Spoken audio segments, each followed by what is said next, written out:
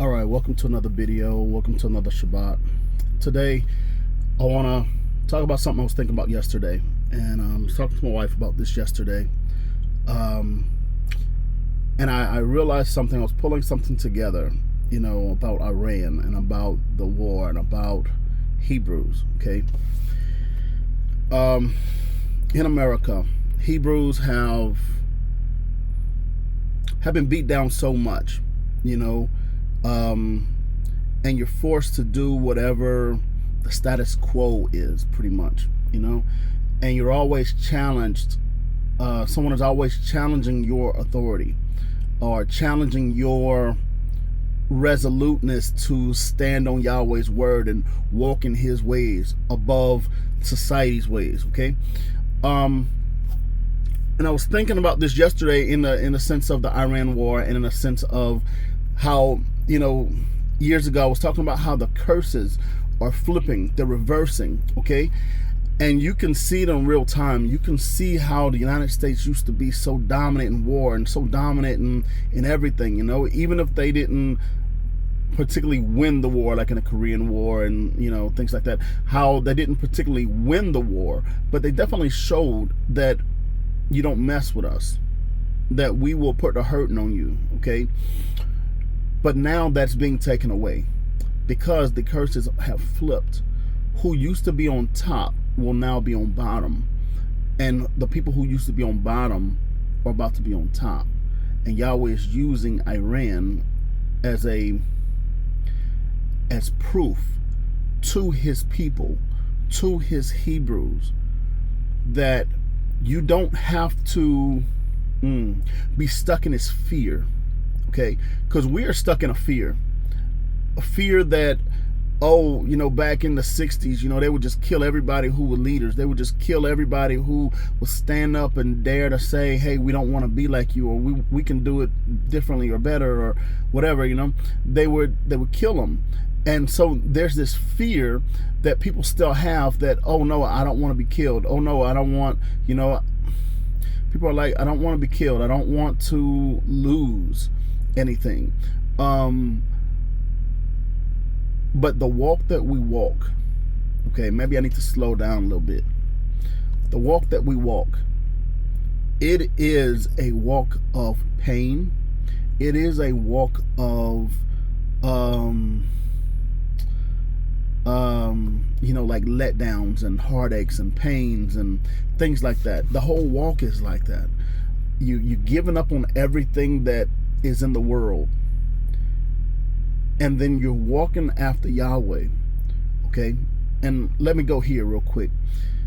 When Moses pulled the people out of Egypt, Yahweh used his strength to show that Pharaoh had to let his people go. After Pharaoh let them go, he never really let them go. He pursued them to kill them, and Yahweh had to intervene and kill them. Otherwise, they would have killed the Hebrews. When we think about our walk and about how the status quo of the countries we live in, they don't want us to be free. And Yahweh is basically saying, hey, those who were on top will now be on the bottom. So my people, you are now free to worship me the way you choose and the way you need to, and the way I, Yahweh, demand and command you to. No longer are we forced, no longer are we truly forced to live only one way. Okay? We can now choose which side we want to be on. And with that choice, there comes some problems. And I'm going to get to the problems later. But the story of David and Goliath is that David, being this little kid, using just a sling, not a actual war implement, defeated a giant who was a man of war, had all the latest of everything, all the armor and the spear and the shield, and he had everything. But David found one weakness. okay, and used that weakness to his advantage, and used the fact that he understood how to use a sling. And I've seen YouTube videos of people using a sling and a rock, and that thing is moving. I mean, I could see how easily it was to kill Goliath. You get hit with a rock from a sling in the right place, yeah, you're definitely gonna kill him. But the thing is, Iran is that rock. He is that David, okay? And the United States and Israel is Goliath. Yahweh is using Iran to show us you don't have to be afraid. You know, we've been free since what, 2020, and we still act the same. We still, you know, we're like the Hebrews. We're like the Israelites that cower behind the rocks in the mountains, afraid to go down to the valley to stand up against Goliath. And Goliath, all he's doing is just saying, hey, I dare anybody to come out. Come on, I dare you. I'll kill you. I dare you. And that is what our government says all the time. I dare you. I dare you to go against me. I dare you. And I can use an example, Cuba and Venezuela. Cuba and Venezuela used to be in alliance with the United States. Then they broke away over ideologies and over things that they saw were not fair that the United States were doing. And the United States never let that go. And to this day, you know, the United States took out Venezuela. And then they used that as leverage to try and kill Cuba. Okay? And that is how the Babylonian society works. They never give up. They will always pursue you. If you break away from them, they're like Pharaoh. They will not just let you peacefully go. They have to kill you because their ego, they just can't allow you to be who you are. Okay? Bear with me, because I know I'm probably kind of all over the place with this, but in my thoughts, I'm pulling together these things of how the United States treats other countries and how they have a foothold on us. All they have to do is just say, I dare you. And we bag up. Nope, I don't want no problems. Okay? And they use that to keep us in line. But now that everything is flipping, Yahweh is saying, don't be afraid. You know, can they still do you harm? Yes, and we'll get to that in a minute. But at the same time, I want us to understand that things are flipping. You can see the weaknesses that Iran is creating. You can see the holes in the strategies. You can see the weaknesses, okay, of the country, the vulnerabilities. But yet you can see the pride. And you can see how no matter how many people they lose, no matter how many airplanes and wars, ships and all this stuff they lose, they still do not want to give up. They still want to pursue.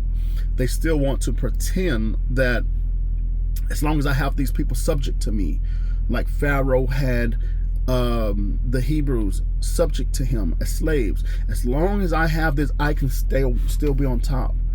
As long as I can take their oil, I can be on top. As long as I can take their gold, I can be on top. As long as I can take their silver and their resources and their people and everything I need from them, as long as I can just take it, I'll be on top. But Iran is showing, you can't come over here and do this no more. We're not going to even allow you to. We're stopping that right now. Okay? And because you came out after us, we're going to have to deal with you. And we're not going to stop until you're dead. The same thing that the United States has, they have, but in reverse. All right. Now back to David and Goliath. I mean, back to, David and Goliath. There is a thing building and growing in the spirit where people are feeling a little bit more defiant. Like, yeah, the United States is weak.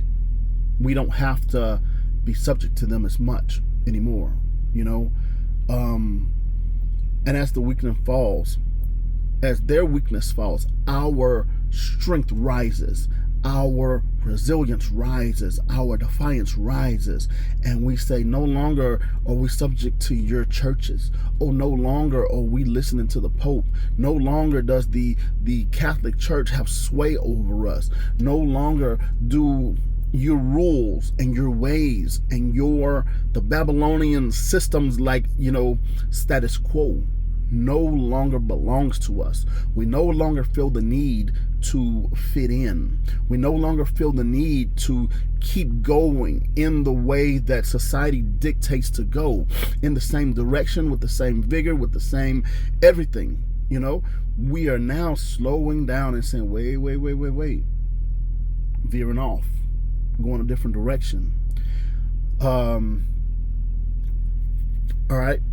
And I want us to understand this in this way, because when you see the whole entirety of things, it is a message to us personally, how Yahweh speaks to us through circumstances of life, through just looking out and looking at the war and looking at this and looking at that.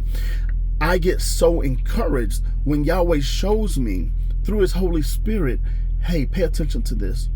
Hey, pay attention to this. I got a message in it for you. And the message I got from just watching all this stuff was simple. Those who were once on top are now about to be on the bottom. So we have to stop. We have to loosen our grip off of them. Because if you don't, you won't be able to do it on your own. When things go down more and more and more, we're steady struggling, trying to afford gas, trying to afford food, trying to afford all these different things, whatever we need. And it's getting more and more expensive, right? But after some time, we're going to have to say, nope, I got to let this go. Nope, I got to let this go. Nope, I got to let this go. And choose what we do and how we move more strategically, instead of just, I want this, I feel like this, I'm just gonna go and get it and spend money like this or like that, right? So spiritually, we're doing the same thing. We're Hebrews. We are not Christians. We are not Muslims. We are not any of these other people. But we can look at their folly, we can look at their mistakes, and we can say, don't step in that hole. Don't step in that hole. We have to be very, very, how do you say? We have to be humble. We have to look around us and pray constantly so that we understand what's going on around us. And what I see going on around us right now is a resilience rising in us. And I'm getting a lot of examples from watching Iran. Iran did not attack anybody first. They attacked Iran. And I've read many places in the Bible where Yah says, we're not supposed to attack people. We're not supposed to go out and try to conquer other people. You never see them conquering anybody in all of the Bible, in all of the Old Testament. They never conquered anybody. They were always on defense. When the Philistines come into the Israelites' territory, then they have to defend their territory and fight them back, right? That's what Iran is doing. And the more I watch this thing with Iran, the more I see how the biblical Israelites did things or should have done things, okay? Instead of trying to make alliances and say, no, don't attack us. They should have always been like, Yahweh, these people are trying to attack us. Give us strength. Give us strength to defend ourselves. Give us strength to go after them the way they're pursuing us, and turn the tables on them. Okay? What does that mean for modern day Hebrews? What does that mean for us today? It means we need to look around us, pull inspiration from the Word and from real life things going on around us, and realize we can do this. Because if they can do that in the name of Allah, just think of what we can do in Yahweh's name. Just think of the problems we could solve if we prayed and we sought Yahweh and we gave him our all, okay? Just think of how the enemy wouldn't be able to bully us at all. Just think of how they wouldn't be able to overcome us at all, you know? But also I want us to be prepared for something. Like I mentioned, the Egyptians the Pharaoh never intended to let the Hebrews go, truly. He pursued them. The United States did the same thing with Cuba and Venezuela. They never truly let them go.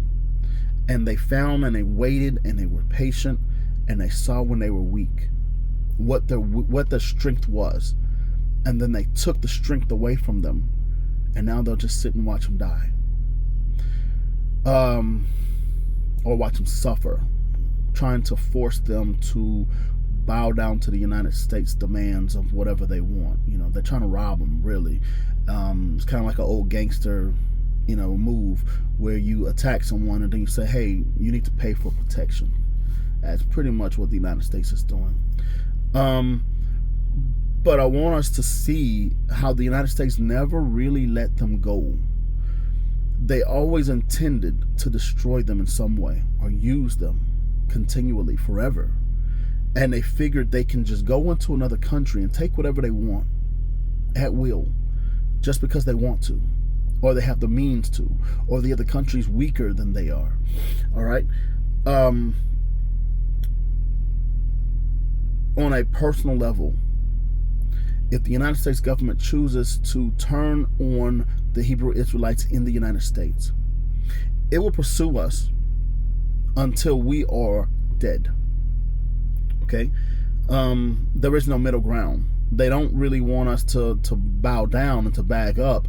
Once you are considered like an enemy of the state, you're always an enemy of the state. You'll never not be an enemy of the state. It's a forever thing. So I want us to understand. I mentioned in another video a while back, and I'm sorry, my mind is like all over the place because I got so much in my head. I'm trying to get it out, and it'll probably be easier just to write it down because then I could look at it and sort it all out. But doing it in a video, it's a little bit different. But I hope you get what I'm saying here. But anyway, there is another point of this, okay? The Israelis, the people in Israel right now, they were once just like us, okay? They learned how to be Hebrew Israelites from the actual children of Israel. During the Inquisitions, the children of Israel, they spread out when the Romans came in and the Spanish came in and all these people came in, after Israel and Jerusalem were destroyed in 70 AD. They went everywhere. Some went to the Caucasus Mountains, where the Khazars lived, the Ashkenazis lived, and they taught them how to be Hebrews. And they taught them how to be Hebrews because the Christians were trying to convert them to Christianity. The Muslims were trying to convert them to Islam. So they brought together the smartest and the wisest people from the Islamic community and from the Christian community, and they argued amongst each other. So through a series of questions, the king of the Khazars found out that the genesis, the beginning of the Islam, was being a Hebrew. They broke off from Abraham. The Christians, their religion is based off of the Torah, right? So they both have the same intersecting thing. So the king of the Khazars, he realized that, hey, the beginning of both your religions are the Hebrews or the Israelites. We actually have Israelites that live here already. He called them in, called in the elders. They taught them how to be Israelites. They taught them how to be Hebrews. Excuse me. Most of them were converted to being Hebrews. Everything was good for hundreds of years until the Russes, or the Russians, before they were called Russians, they were called the Rus, or R-U-S apostrophe S, Russes. Those people attacked them because they were now Hebrews, okay? And of course the Inquisition was going after Hebrews and Muslims, trying to force them to be Christians. So after they were attacked and many were killed and they were run out of their land by the Russes, they turned on the Hebrews and they became the white Hebrews, and then you had the black Hebrews. And the white Hebrews told everybody they were original and that they taught the black Hebrews how to be Hebrews. So their love for Yahweh and their love for Yahweh's people turned to hatred. And now you see what you have after a long time. They don't even follow their own ways. They're stuck in lust. All of these nasty Hollywood parties and record executive parties and all these different things. Everybody likes to talk about Diddy, but Diddy was not the originator. Diddy was actually molested by a Israeli when he first came into the rap game. But those people are ate up with lust of all types, okay? They are no longer who they used to be. They just have the name, and they have the culture without the spirit and without the commandments, okay? So why I say all that? I say this because this is how people like that are created. They didn't start out that way. They started out just like us, but persecution from strong countries like the United States, like the Russians, forced their hand. Their love turned to hatred. So I'm giving a warning to the Gentiles, to the people who are not black, who follow Yahweh. Everything is cool when you think you are dodging the coming disaster of those who were on top, which is the Gentiles, will now be on the bottom. But all along, even in the book of Revelation, it tells you that there's going to be a time when you will not be able to buy or sell. Is that everybody? No, that's not everybody. That's Yahweh's people. Only his people. Why? Because they will not bow the knee to the system.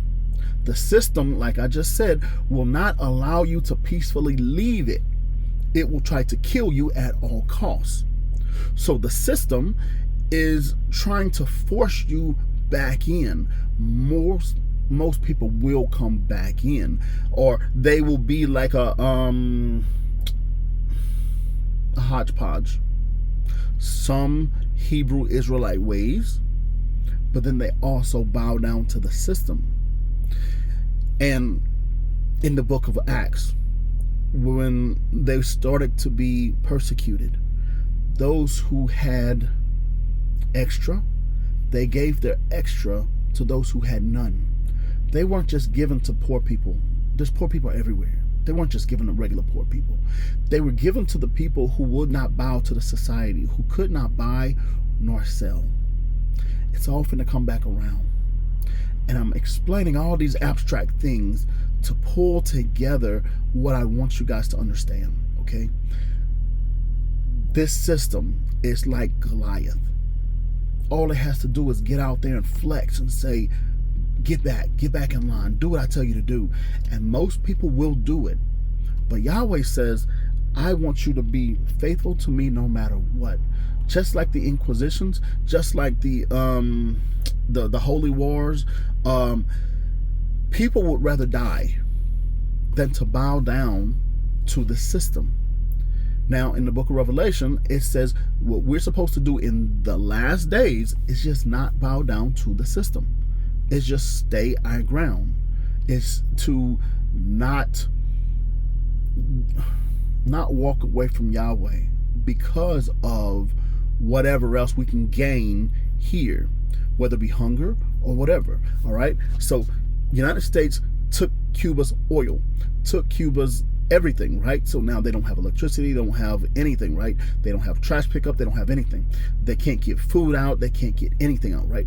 So the United States will just sit back and watch them die while you watch your children die from starvation, while you watch your children go through all these hardships because we no longer have control. What is it doing? It is causing the people to go to the streets, to go against their government, to beg United States to come save us. Come give us what we need. We're sorry. We'll bow down. We'll do whatever you want us to do. And they're trying to force their government to bow down. I say that because the Hebrews, those of us who are Hebrews right now, the grafted in and the grafted in and those who are of the family. There will come a time when there's so much pressure put on you, you're going to have to choose: watch your child die from starvation and you starving yourself, or bow down to the system. And I want us to get our hearts together, get our hearts ready, because just like Moses brought them out of Egypt into the wilderness, there was nothing in the wilderness. There wasn't food, there wasn't water, there wasn't nothing. Yahweh had to create it. He had to make it happen. We have to rely on Yahweh that way. There's coming a time when we will have to rely on Yahweh for provision. Because if we are steadfast in our walk, and my wife made this point yesterday, you can't say you want to be away from you want to be away from Pharaoh, but when things get hard, you go back to Pharaoh. You have to choose which side you're going to be on. Either you're going to have to walk away from it completely, or you're going to have to go deny Yahweh and bow down to the system. I want us to get our hearts ready for these things. I want us to think about these abstract thoughts. Even though it sounds crazy coming out of my mouth, I know it does, because it sounds crazy to me. But it makes sense. And I'm hoping it makes sense to you like it's making sense to me. There will come a day when the pressure, because we were like Iran and we stood up for ourselves, and we stood up and we said, no longer are you going to force us into submission of whatever you say. They're going to say, okay, bet. Now that you're an enemy of the state, we're going to treat you like enemies of the state. And you might lose everything. Is following Yahweh worth losing everything? You know, the book of Ecclesiasticus said, get your heart ready, and I like to paraphrase it, for shenanigans. These are the shenanigans. The shenanigans is the now that you've made your choice, I'm gonna push you away like Cuba. Cuba still got all the cars from the 40s, 50s, and 60s. Because that's what they had when when they were cut off. And then they made do with what they had to do, right? But now they've become dependent on another system, which is oil-based. And they can no longer do it because they don't have the oil. They've been cut off. What if the United States government finds what you need the most? Your job. Our jobs are the basics of everything that we do. And they say, I'll make sure you get fired. You can no longer work anymore. What are you going to do? Are you going to give up on Yahweh? Or are you going to look at the other Hebrews around you and say, hey, y'all, I need some help? That's what I hope you do. Because those of us who have our own businesses, who have our own companies, we can say, hey, hold on, start your own company. We'll help you. You know, I've been mulling this idea of starting a little grocery store, like out of a gas station, corner store type little place that sells just the basics. Things that would offer a Hebrew Israelite diet, you know, nothing processed, everything whole food, and at rock bottom prices, as cheap as we can provide it for people, and still, you know, turn a little profit. But the thing is, you know, I want us to understand that we're going to have to choose. We're going to have to choose which side we're on, and we're going to have to stay on that side no matter what. Okay? We're not going to be the perpetrators, the ones who go after, and who, you know, as long as we don't get out there and do nothing stupid. As long as we live good, quiet lives, then you won't be found out so quickly. Okay? But those loudmouths that's on the corner, they're going to be the first ones to get attacked. And either their pride is going to try to make them fight back and they will be annihilated real quick, or they're going to have to bounce, pull back and go underground. So before it happens, I want to tell you guys, it's going to happen. There is going to come a point in time, maybe soon, maybe later, that when we stand up like Iran did and we say, nope, you're not going to bully us no more. The United States, we can see their pride. They're never going to allow themselves to back down and to say, okay, we're going to let you go. They'll never let you go, because Pharaoh didn't let Israel go. They'll never let us go. They'll try to kill us. Okay? And I want you guys to understand, don't be an Israeli. Don't allow the circumstances, the outward pressure, the persecution to change you and make you hate who you have become, and hate the God of whom you now serve, and hate the people that belong to that God, because you are now treated like those people. It was okay for the Israelis at first when they were when Simeon, the tribe of Simeon, the tribe of Dan, were teaching them how to be Israelites. Everything was okay when there was peace. But the first time they got attacked and were killed and were treated like the Israelites. See, it's one thing to be an Israelite. It's another thing to be treated like the Israelites. Everyone will change when those punches start coming. Mike Tyson said, everyone has a plan until they get punched in the mouth. You think this is what you want until persecution comes. And I want you to understand, we have to be, and I don't want to use Iran as something, great, but we have to have the resolve that they have. That they said, we don't care how many bombs you drop on us. We don't care how many of us die. We will never bow down to you, and we will always fight against you. That has to be our resolve. It doesn't matter how many of us die. We will continue to lift the name of Yahweh high. We will continue to walk in, to be sold out to him, that it doesn't matter what happens to us, or what happens to our neighbor, or what happens to our children, because we worship a God who raises the dead. And it doesn't matter how we die. As long as we stay faithful to our last breath, it doesn't matter how that last breath was taken. Whether it was a drone attack, a missile, whether it was starvation, whether it was beating, whether it was shot, beheaded, doesn't matter. As long as we stay faithful to our last breath, we get the prize in the end. We deny our flesh. We deny what feels good to us. What, oh, I don't want to be persecuted. Please don't hurt me. I'll do whatever you say. Heck no. You better take that pain and go on up, because that's what it's going to take sometimes. Not everybody's gonna die on their bed with their family all around them, praying. It's not going to happen like that for everybody. Some people, it's going to be bad. And we have to understand this. We have to understand the realities that we are on the opposite team. We're not Christians. And once they realize you're not a Christian, well, what are you? Well, I'm a Hebrew. I follow the God of the Hebrews. Excuse me. Jesus was the king of the Hebrews, the king of the Jews. If you're not a Hebrew, he is not your king.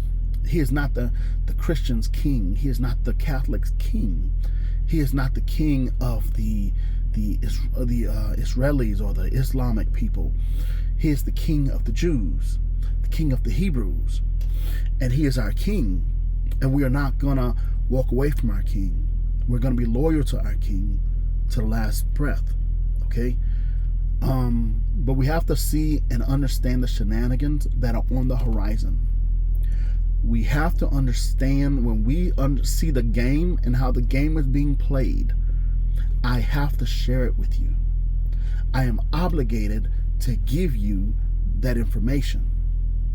Because as a Hebrew, we have to understand who our brothers and sisters are, where our help is going to come from, which is why you need to know who the Hebrews are, what they look like, and their, everything about them, because I am not wearing fringes. So if you don't understand the way I talk, you're not going to look at me on the outside and say, that's a Hebrew. You're not going to know I'm a Hebrew until I walk up to you and talk to you and tell you I'm a Hebrew. Okay? So you have to know who's Hebrews around you and who's not. Who are the people that's going to be the ones to say, come on, I got some food for you. Come on, I've been saving all these clothes in the closet. You got kids that need clothes and shoes. I got tons of it. Come on. We are obligated to help those who are either grafted in and those who are Hebrews. We're obligated to. Yes, it says do good to your enemy. That just simply means don't kill him. That just simply means if he's hungry and he comes to you and asks you, okay, and you got it, all right, I'll feed you. I'll clothe you. I'll give you what you need because you asked for it. All right? But I'm not obligated to anybody but the Hebrews. All right? I hope this video made sense. I hope what I said made sense. I hope you put it together. And if you need to watch it again and get it, I pray that you do. Because there's some things coming on the horizon. They're still around the other side of the horizon. But because I'm looking at the examples around me and I'm using the word to put them together, and the Holy Spirit is it's like a computer. You got little stuff all over the place, and the Holy Spirit just starts pulling it all together and saying, here, now look at this, pray about this, and this will make sense to you. That's what we get. Okay? And I want us to understand the reality of the walk that we follow. It will not always be nice, because now we are enemies of the state, whether we like to admit it or not. We are. And you will be reminded at some point that you are an enemy of the state. So we stay quiet, we stay low, we learn, we pray, we watch, we take care of each other. We raise our kids to obey these same laws and principles and things, but we understand what we're getting ourselves into. All of you grafted in people, understand what you're getting yourself into, and have the resolve that you are not going to give up on this no matter what. You're not going to turn to become an Israeli.